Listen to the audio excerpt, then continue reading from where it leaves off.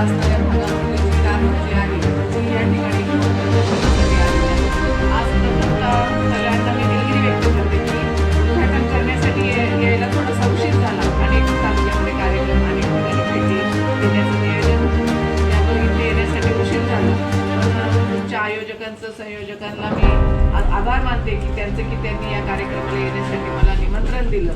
त्याचबरोबर आपल्याला असणाऱ्या या पिंपरवाडी गावामध्ये अग्रेसर असून ज्यांनी प्रामुख्याने ह्या प्रकल्पामध्ये प्रामुख्याने सातत्याने आपल्या संघटित असणाऱ्या प्रकल्पासाठी झगडत असणारे आपले घोडे सर असतील, या गावचे माजी उपसरपंच मुकुंद घोडेदादा असतील, त्याचबरोबर डामसे मामा असतील, अनेक ह्या गावचे ग्रामस्थ मंडळी सगळेजण ह्या ठिकाणी असतील. आपल्या भागामध्ये अनेक प्रकारच्या भाज्या प्रामुख्याने पिकल्या जातात किंवा येतात पावसाळ्याच्या दृष्टीने आणि आपल्याला त्या माहीत नाही किंवा आपल्यापर्यंत त्या कधी आपण पाहिलेल्या नसतात. पण ह्या आपल्या सगळ्या ग्रामस्थांच्या माध्यमातून आपल्याला त्या भाज्यांची ओळख होते आणि आपण सगळ्यांनी प्रामुख्याने आपण सगळेजण खाण्यासाठी त्याचा वापर करतोय. तर आपल्या भागामध्ये अशा अनेक प्रकारच्या भाज्या आहे. आपल्या भागामध्ये आता बघा शिवलीवरनं आपले कोकणी दादा आलेले आहेत, त्यानंतर ताई आलेले आहेत. त्यांनी बरेच तांदूळ प्रकल्प असेल त्यांचा किंवा त्यांचा हातसडीचा तांदूळ असेल की अजून अनेक प्रकार त्यांच्याकडे केले जातात.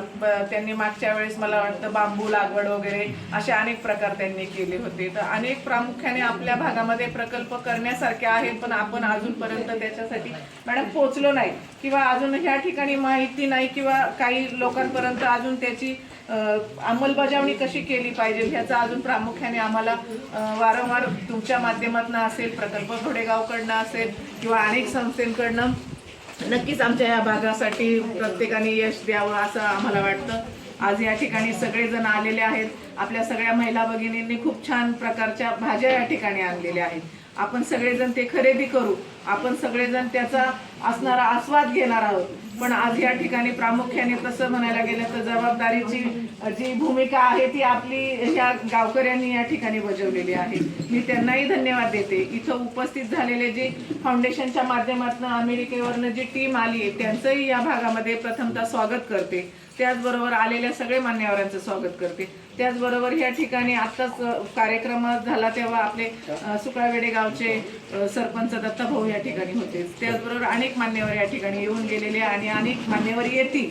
त्यांचंही प्रथमतः मी सगळ्यांचं स्वागत करते आणि आपण सगळेजण या कार्यक्रमामध्ये सहभागी झाले. आज या ठिकाणी आम्हाला बोलून जो मान सन्मान सत्कार केला त्यासाठी मी तुमच्या सर्वांना धन्यवाद व्यक्त करते आणि असाच संकल्प आपल्या अनेक भागामध्ये अनेक गावांमध्ये पुढील येणाऱ्या दिवसामध्ये चालू करावा अशी मी सर्वांना विनंती करते आणि या ठिकाणी थांबते. जय हिंद, जय महाराष्ट्र.